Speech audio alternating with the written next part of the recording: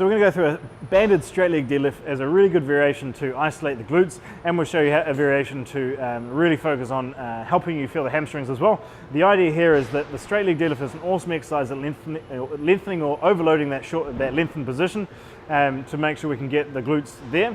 But with the band, what that allows us to do is actually really focus on making this a complete movement. By adding the band, we can actually focus on driving right through with the hips so that we still have tension at the top. If you don't have the band, we can easily stop that one early and just focus on the lengthened position, and then work on shortening that, overloading the shortened position in a hip thrust or a knee squat, whatever else we're going into later. But we're to go through this variation and show how we can kind of make this work for you.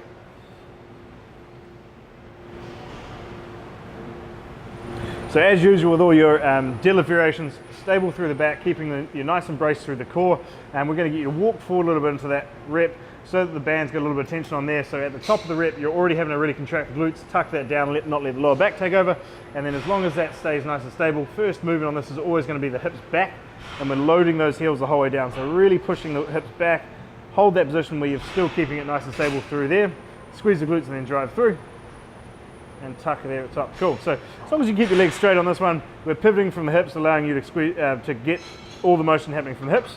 Squeeze the glutes and then drive through from there. Cool. Typically this one, if you are feeling your hamstrings a little bit too much, slightly bent with your knees will allow you to focus more on the hips and not so much the hamstrings, as long as you don't start turning into a pressing motion and actually taking over the quads. So a little bit of bend from the knees is okay, as long as you're still loading those heels and you're able to tuck and really drive those forward at the top. Cool, relax. So the only difference in the variation I would show you there, if we were trying to do hamstrings, is if we brought this down a notch and have that band sort of across our knees. All it allows you to do is give you something a little bit more stable to shove into. It just allows us a nice cue to really focus on driving the heels into the ground and driving back with the hamstrings. So regardless of whether you're doing this for glutes and hamstrings, great variation. Just make sure that you're stable through the floor, really driving your heels into the ground, and then you're contracting the glute of the hamstring before you move.